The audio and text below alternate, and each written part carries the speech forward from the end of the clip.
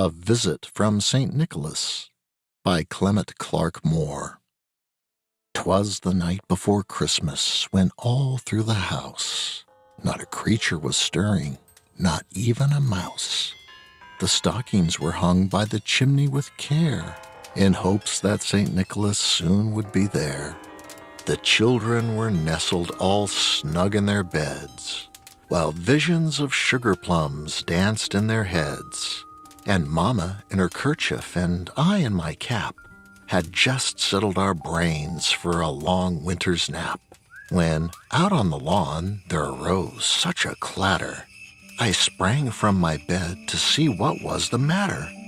Away to the window I flew like a flash, tore open the shutters and threw up the sash.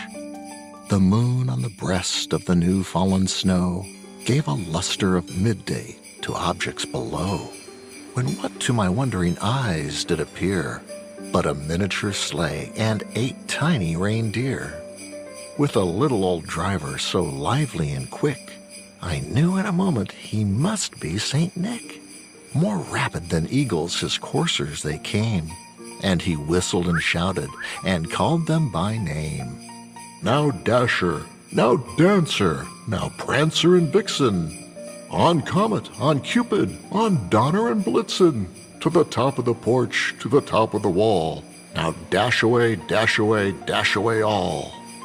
As leaves that before the wild hurricane fly, when they meet with an obstacle mount to the sky, so up to the housetops the coursers they flew, with a sleigh full of toys, and St. Nicholas too. And then in a twinkling I heard on the roof the prancing and pawing of each little hoof. As I drew in my head and was turning around, down the chimney St. Nicholas came with a bound. He was dressed all in fur from his head to his foot, and his clothes were all tarnished with ashes and soot. A bundle of toys he had flung on his back, and he looked like a peddler just opening his pack.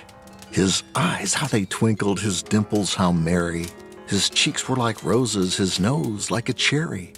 His droll little mouth was drawn up like a bow, and the beard on his chin was as white as the snow.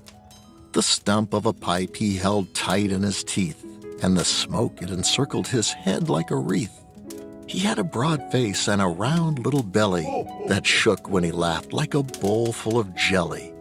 He was chubby and plump, a right jolly old elf, and I laughed when I saw him in spite of myself.